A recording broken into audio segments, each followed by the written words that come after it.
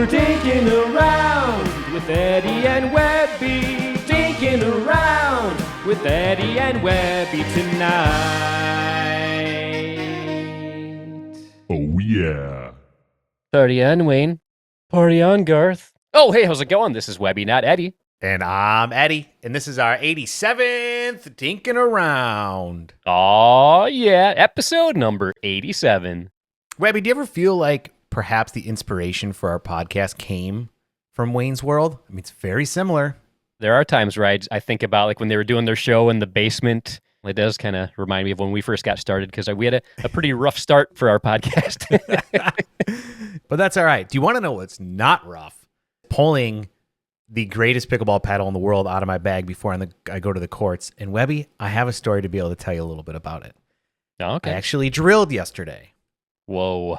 It's been a long time since I've been on a pickleball court, let alone had the opportunity to drill, if you can believe that. Nice. And I was playing with my Control 1 Forza 16 millimeter, which is now my go-to paddle. And there were some women playing next to me, and every single one of them came over to me and was like, let me see that paddle. That looks great. Wow. Let me feel the grit on it. And they all committed to me that they were going to buy that paddle when they went home because they were so impressed with it. And I got to tell you, I'm equally impressed with it. The Control 1 Forza by Valair, 16 millimeter. I think it is an even better blend of power, spin, and touch. And it suits my game incredibly well. Webby, what have you been playing with lately?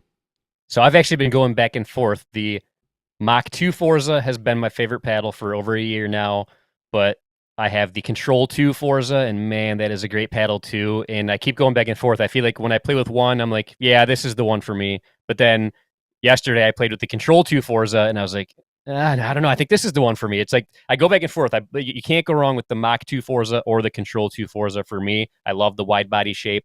I feel like the Control 2 Forza does have more power to it, but it still has great control. The Mach 2 Forza, I feel like I can get a little bit better of a delicate touch with it, which is kind of my strong suit. So there are times where I feel like I like the Mach 2 Forza better, but man, the Control 2 Forza is so good too. You really can't go wrong.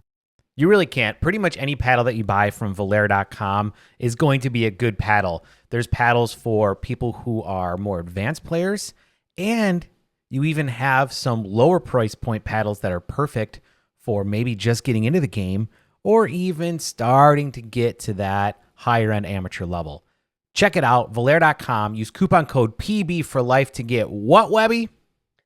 You will get yourself 10% off your order, and you're also going to show us some support in the process, which we're always very appreciative of. That's right. Replace your crappy paddle with a great one from Valair, and you will not regret it.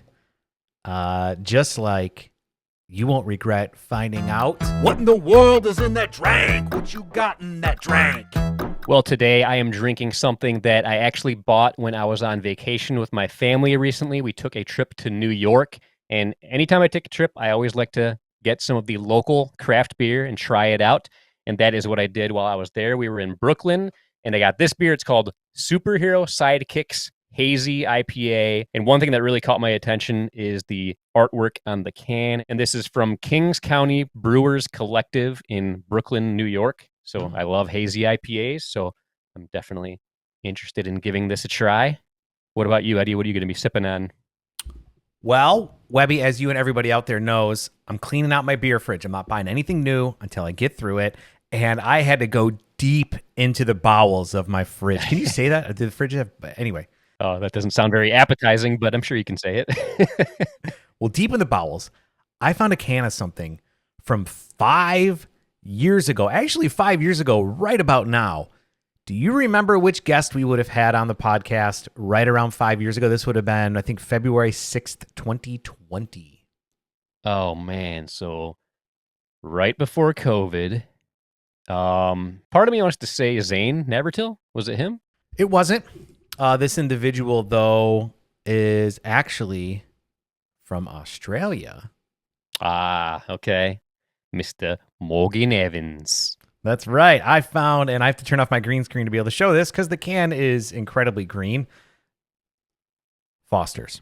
Right? Man. We had Foster's.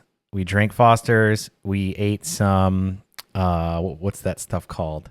Vegemite. Yep. Some Vegemite, Foster's and Vegemite. We enjoyed a lot of that during the show. He taught us the right way to be able to taste it. Apparently, we were going to do it the wrong way, which we did anyway. But it was a good time. If you guys want to go check it out, it's from February 6, 2020. If I recall correctly, I think Morgan said that Foster's is Australian for dog piss or something like that. Well, great. Cheers to the dog piss I'm about to drink. Cheers.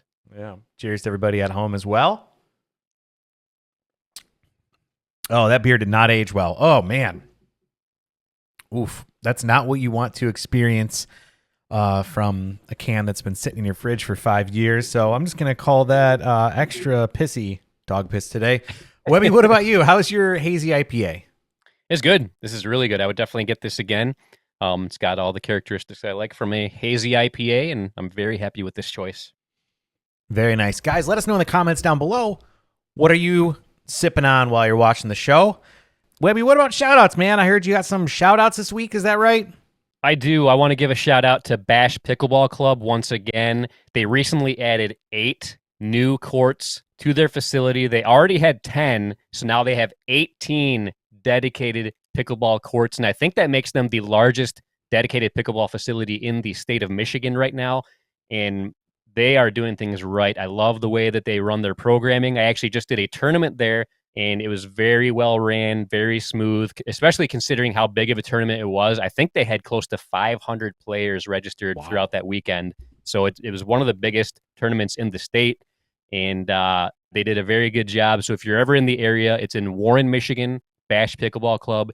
You got to check it out. In fact, I just did open play yesterday, and I think that's one of the best indoor open play sessions I've done the way that they have it, because they have so many courts. There's a whole bunch of options to put your paddles in the stack, and then they also have a challenge court, and that makes it to where whoever wins, you stay on there, and then new challengers come out and try to face the winners. I love doing that kind of thing. So anybody that's got a new facility in the works, that's a great way to do it. Have a good amount of courts for paddle rotations, but then have at least one challenge court. To me, that is the best way to do drop in or open play.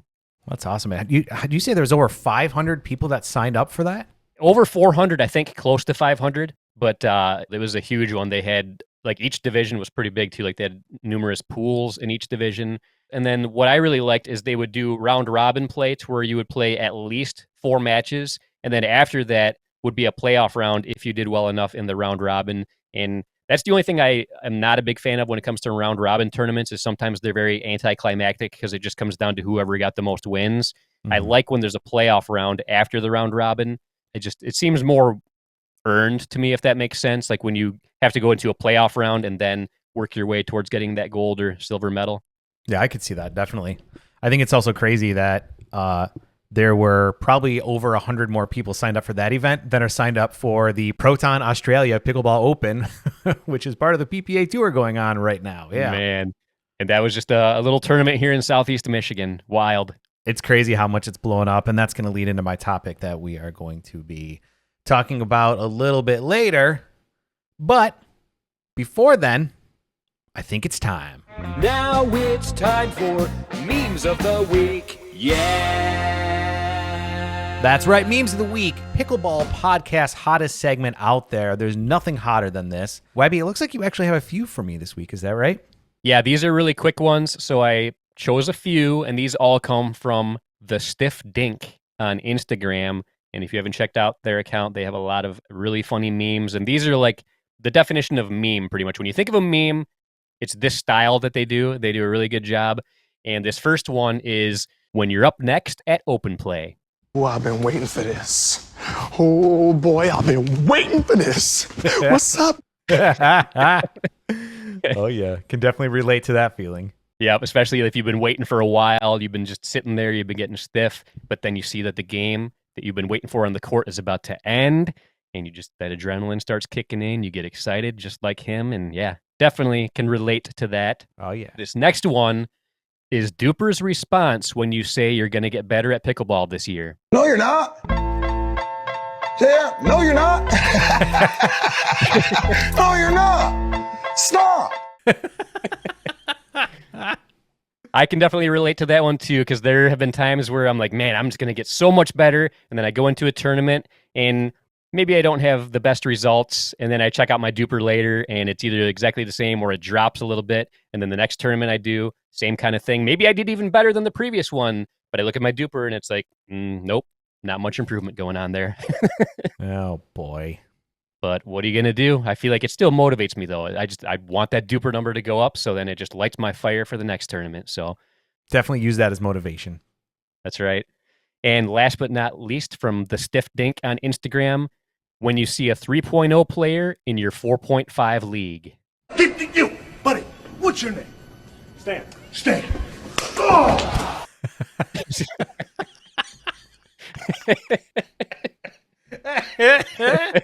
Oh man. Now, I'm definitely not a 4.5 player, but I've been in 4.0 leagues or 3.75 leagues, and there's always that one player that should not be there. You just know he doesn't belong, and every game that he's part of, you know it's going to be a loss because he's just going to get targeted. Everything he hits is going to go into the net or out of bounds, and I feel like most people can probably relate to that. Yeah, definitely. And if that hasn't happened to you, you're probably the one that's going to get kicked in the face. Yep, you're the problem. That's good stuff. Great memes, Webby.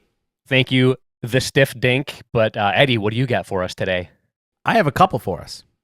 It's been a little cooler here in Florida than what we were used to. It's warmed up a little bit in the last week, but prior to that, there were some mornings in the 30s, and there were some days that didn't get out of the 50s. And for us Floridians, it doesn't work for us very well. So this one is from our friend Austin.Schultz. And this says, Florida pickleballers in below 50-degree weather.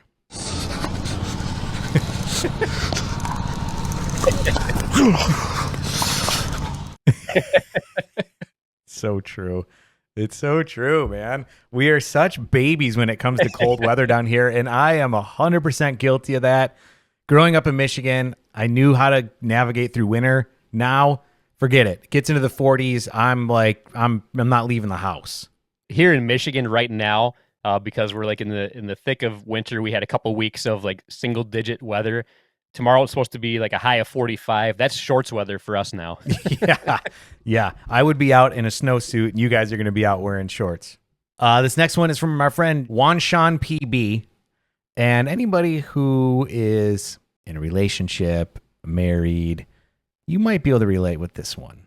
Okay, so just for fun, let's say you go to the pickleball court, right? Okay. And the courts are full of all women. No, I don't want to play that game. Why not? It's just a fun little thing. No, because it's Monday and I'm hungover, and we always end up in a fight when you ask questions like that. I don't want to. Okay, no. Just do it. If you go to the courts and they're full of all women, would you pick me to be your mixed partner? How would we even play mixed if it's all women there?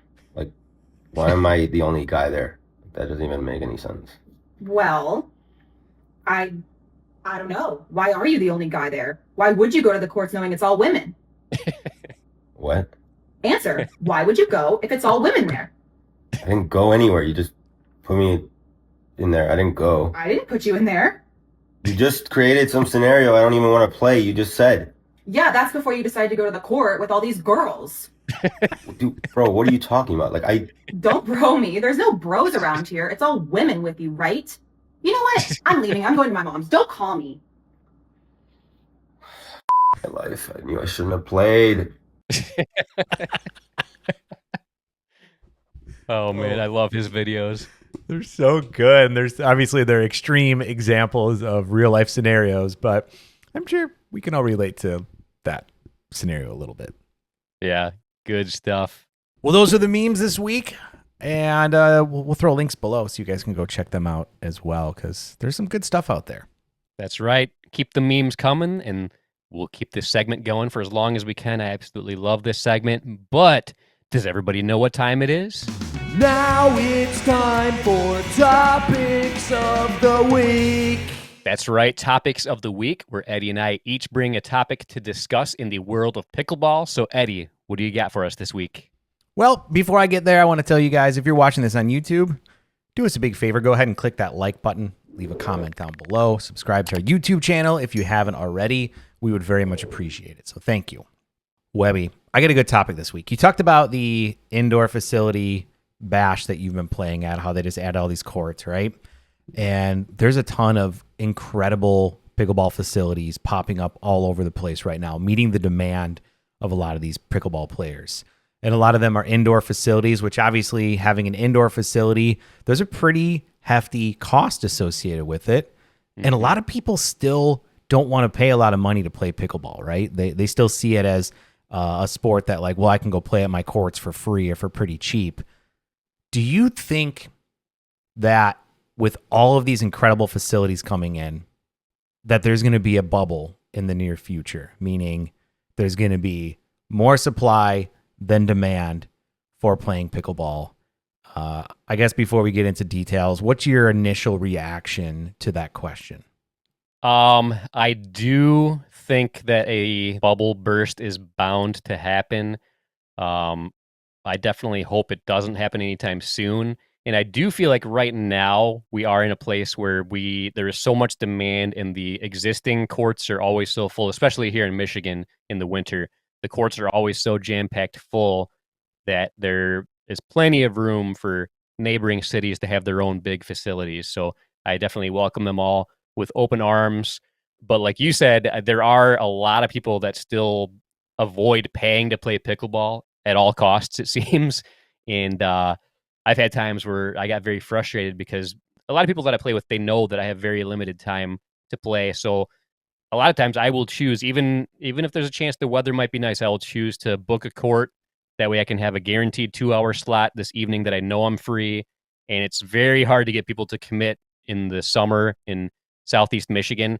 A lot of people, they like to wait until like the day of to see how the weather's going to be before they can commit to something. And I can't stand that. It's just like, come on, just for 1 week, just commit like a week ahead of time, pay to play, guaranteed play. So yeah, I kind of went a little side rant there, but that's my initial thought to your question. Well, and the crazy thing is we're seeing all these facilities popping up, and there's a lot of different kinds of them, right? So Kyle Selinko and his partner opened up Fortify Pickleball Club in Milwaukee area, and it's one court. It's like a private membership. It's boutique. There's a lot of demand for something like that, and I could see that being a very good business model. But then you kind of move into the chicken and pickle or pickle and socials, where you have like a restaurant/bar and pickleball courts, right? So now you're talking about you're going to get players of all types, but mostly it's going to be people on dates or on a Friday or Saturday night just going and what do they say at hit and giggle? That's kind of the vast majority of people that are going to be playing at those places. Which, by the way, have you ever been to chicken and pickle and social, or anyone that is more geared to kind of just being like experiential dining?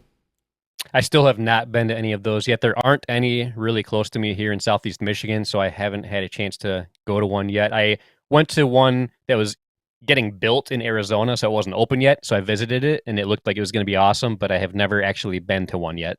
Yeah, they're really cool, right? And I guess the unique part about that is there's still the restaurant and there's still the drinks and the bar side of it that can be a great source of income. In fact, I would be willing to assume that they make more money from that than they do from the actual pickleball itself. So you have the like one court boutique, very private, very serious pickleball facilities like Fortify.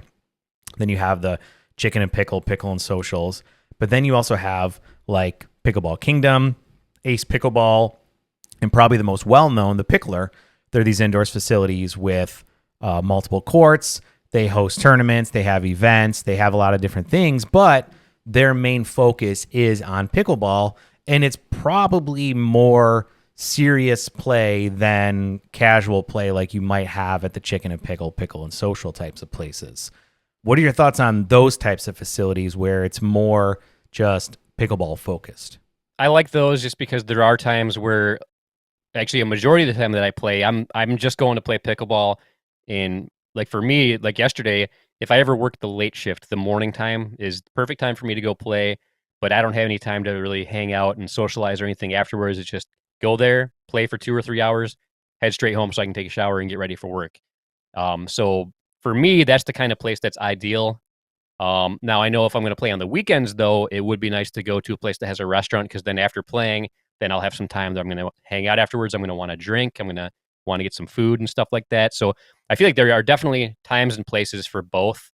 I feel like the ones that are dedicated to pickleball and don't have the extra stuff are a little more appealing to me, but I see the value of the other ones. And if there was a chicken and pickle near me, I definitely would make plans to go like on a Friday or a Saturday or a Sunday and then plan to stay afterwards and get some food and drinks afterwards. So I think both are great. Yeah, I think the sweet spot there is kind of like what Wolverine Pickleball did, right? The people that play at Wolverine are serious about pickleball, which is exactly the kind of people that I want to be able to spend time around when I'm playing pickleball. But they also have their beer wall, right? So you're talking about you're not paying for a staff of people to sit there and pour drinks. You're not paying for people to serve food and have a restaurant and all that. But you have an inviting, comfortable space right by the pickleball courts that you can go and have a drink and be able to take your time that you dedicate to pickleball and add on the social fun elements of it, which I think was kind of the intention of why pickleball was created. There was still that very fun side of it. So to me, that's why I think a place like a Wolverine Pickleball, a facility like that, to me is kind of that sweet spot between everything. And so I don't know. Maybe we're headed for a massive burst. Maybe instead of Bed Bath and Beyond's going under and being converted into pickleball courts, pickleball court facilities are going to go under in 8-10 years, and they're going to be converted to some other sport or something else. So I don't know. I'm curious to see what's going to happen over the next little bit. Obviously, pickleball is still on the rise. Is it a fad, though? Is it going to go away at one point? Is it going to be replaced? Are the decisions on the pro side of things, like what the UPA is doing, is that going to impact what's going to happen with the sport of pickleball that will bleed over into the amateur side and the casual players? I don't know. All I know is that there seems to be an influx of these facilities coming up all over the place. And to me, that's always a little bit of a sign of, are we heading towards a bubble? Who's going to survive? I don't know. Are we even going to have a bubble, or is demand going to keep rising? Hard to say. But we want to know what you guys think as well. So let us know down below. Webby, any final thoughts on that? This was a great question, great topic, and I'm very interested to see how the next few years play out because I wish everybody the best. I hope everybody has success, but it's hard to imagine that they're all going to be able to make it over the course of the next 5 years. I hope they do, but because there's just so many popping up at right around the same time, it will be interesting to see how things play out. But I love the fact that we're seeing so many places here. And definitely good luck to everybody who is involved in opening one. That's right. Well, that was my topic this week. Again, throw down in the comments below. What do you guys think? If you have any questions about it or comments or whatever, let us know down below. But Webby, what do you want to talk about this week? So this is something that's been on my mind for over a year now, something I wanted to bring up during the show. And I thought tonight would be a good time to do it. And it's basically, what type of shot or strategy do you see amateur players do regularly that you wished would just go away completely? Like, for example, one type of shot that just drives me absolutely insane that I see people do all the time, and they seem to think that it's a good strategy, is lobs from the baseline. Like, they are at the baseline and they hit a lob shot and they think that that's a good strategy and something good to do. It is such a low percentage shot, but I feel like the people that like to do it, it might work 1 out of every 10 times, but that one time is enough to where it's like, yeah, this is my shot. This is my signature shot. It's such a good thing to do. I'm going to keep doing it. And it just drives me crazy when people do that shot. So mainly I just want to know, like, are there any shots or any types of strategies that you see people do that they seem to think is great, but is absolutely horrible that you just think nobody should ever do? So many. There's so many. I do want to get back to your lobbing from the baseline thing. Are you just talking about like a third shot lob, or or people that are like, they're stuck at the baseline and they can't get themselves up to the line, so they throw an offensive lob up to try and neutralize the point? Like, which one are you talking about? Mainly like a third shot or even a fifth shot. Like, they don't have to do that, but they just think, all right, I'm gonna mix things up and do this lob from back here. Like, unless you hit a perfect one that's like way above and beyond the players that are already at the net, all you're doing is setting them up to just smash the ball at you and end the point immediately. Got it. Okay. You're not saying like if our drops are not working and our opponents are being super aggressive at us and we just can't get to the line just to throw up an offensive lob to give us a little time to see if we can neutralize the situation and get to the line. No. Yeah, something like that. Like if you're in trouble and you just like Yeah. it's like a last ditch effort or something like that, that's totally fine. That's a totally different story. I'm just Okay. talking about people that like intentionally just do that lob from the baseline just for the hell of it, or just for like a time that is definitely not necessary. Got it. No, I definitely, yeah, I don't think that's the wisest thing to do. And I could see how it would get annoying, especially if it gets you in trouble because your partner keeps doing it. There have been times where I played with somebody and I was like, hey, maybe we should like try to just avoid doing the lobs from the baseline just for a little bit and see how that goes. And I've actually had people tell me like, oh, that usually works out pretty good for me. I think I'm going to keep doing it. Yeah, right. And then like it doesn't work like 5 times in a row, but then it does work, and it's like, see what I tell you.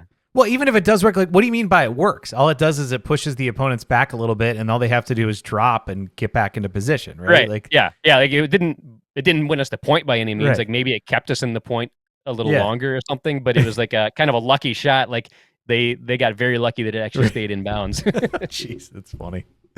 Yeah, I can see that being annoying. What about you? Was there anything that comes to mind that that you wish would just go away and people would just stop doing? I don't even know if this is more of a shot or just more of a, like, as beginners are learning how to play pickleball and they're starting to come up to the baseline, right? And they're at the line and they're just speeding up the ball, but like they're just doing these little punches and the ball's going like high, and they think that they're getting sneaky and they're trying to put one past someone, and all it does is it sets up their opponent to be able to put it away every single time.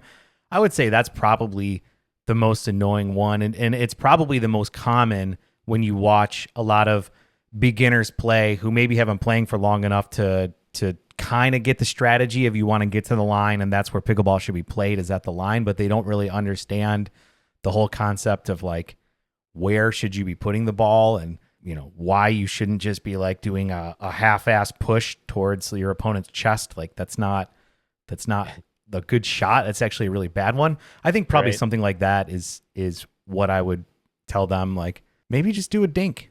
Like either, to me, it's like either dink or attack. That's it. But these little these little pushes that just make the ball set up where it can be put away from anybody who's a 3-5 or higher, like that's annoying. I don't like that. Right. I hate the unnecessary speed ups and the punches that like really do no good.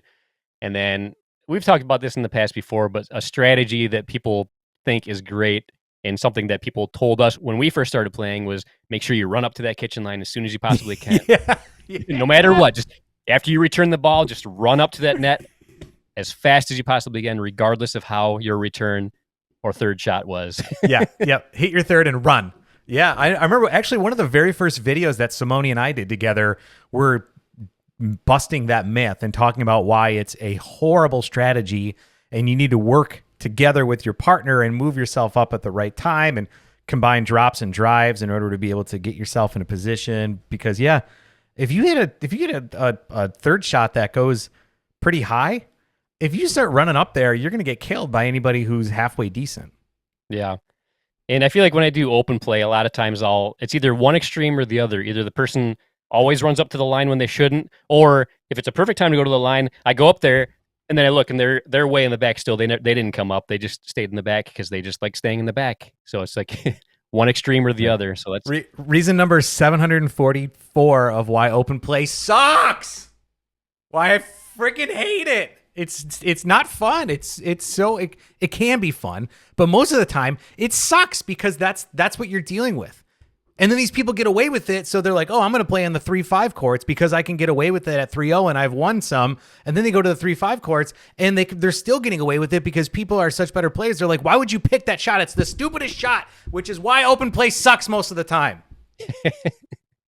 I'm lucky because where I play open play, they do have a good system in place to where like there's the beginner half and then there's the 3-5 and above half. Every once in a while, we do get some people that should be on the beginner half that make their way over, but the people that I play with are usually pretty good at trying to tell them that in a nice manner. But yeah, if you don't have a place that is set up that way, it can be pretty horrible. What are you going to do, you know? If you guys have a shot, though, that annoys you or bothers you, let us know down in the comments below, because I think you're onto something there, Webby. We should just ban... If you're not at least a 3-8, you should not lob from the baseline ever. How about that? Yep. If you're seen doing that, then you immediately drop down to a 3.25 rating, regardless. Immediately. Done. You're done. If you do it again, then you become 3.0, and so on. You get it. You get a 0.25 deduction every time you do one of the shots that we mentioned or one of the strategies that we mentioned that are horrible. Maybe we just need to bring back like public shaming. If somebody does that, we should just completely shame. Shame. Great topic though, Webby. I like it. Nice. Well, this was a fun episode number 87. Crazy to think about. We're getting closer and closer to 100 episodes of Dinking Around. Can you believe that? There's way more hours of us on YouTube than there should be. Yeah. I mean, it's just crazy to think about, but it's just an astronomical number that just I can't even believe. Yeah, it's crazy. You want to know what else I can't believe though, Webby? What's that? That you at home, can get your hands on some of the greatest products out there to keep you feeling good. And they're from our friends over at Jigsaw Health. Guys, I take products from Jigsaw Health every single day, and they make me feel a lot better. Last week, I think I talked about fish burps, right? Because a lot of fish oils, they give you the fish burps and they're gross. But guess what? The cod liver oil from Jigsaw Health does not give you the fish burps at all. And it's helped me a ton with my health. They have tons of products to make you feel good. They have tons of products to keep you hydrated as well. Webby, how do you like to stay hydrated out on those pickleball courts? Well, I like to start my session with a water bottle with Electrolyte Supreme poured into it. I drink that at the beginning. And then when I'm done playing, after I sweat like crazy, I need to restore my electrolytes. So I drink another one. I just pour one of those packets into my bottle of water, drink it on my drive home. And by the time I get home, I am feeling perfect. And I absolutely love it. Well, at Jigsaw Health, it's fun to feel good, and you will feel good by taking their products. And by supporting them, you're also supporting a company that made a freaking documentary about pickleball that's available on Amazon Prime. It's called Breaking Pickleball. It's incredible. The production team at Jigsaw Health is one of a kind. I was honored to be a part of them for a little while. They're incredible. And you got cameos by these two good-looking guys right here in there as well. Go ahead and check that out. And if you want to get your hands on some amazing products from Jigsaw Health, go to jigsawhealth.com. Use coupon code PB4Life10 to get what, Webby? You're going to get yourself 10% off your order, and you're going to show us some support in the process, which we thank you for. Absolutely. Jigsawhealth.com, coupon code PB4Life10. Webby, I agree with you. This has been an incredible episode, but man, I just got to know your Closing thoughts. So what did we learn today? We learned that it's pretty exciting when you're next up for open play. We learned that if you think you're going to get better at pickleball, Duper might have something else to say about that.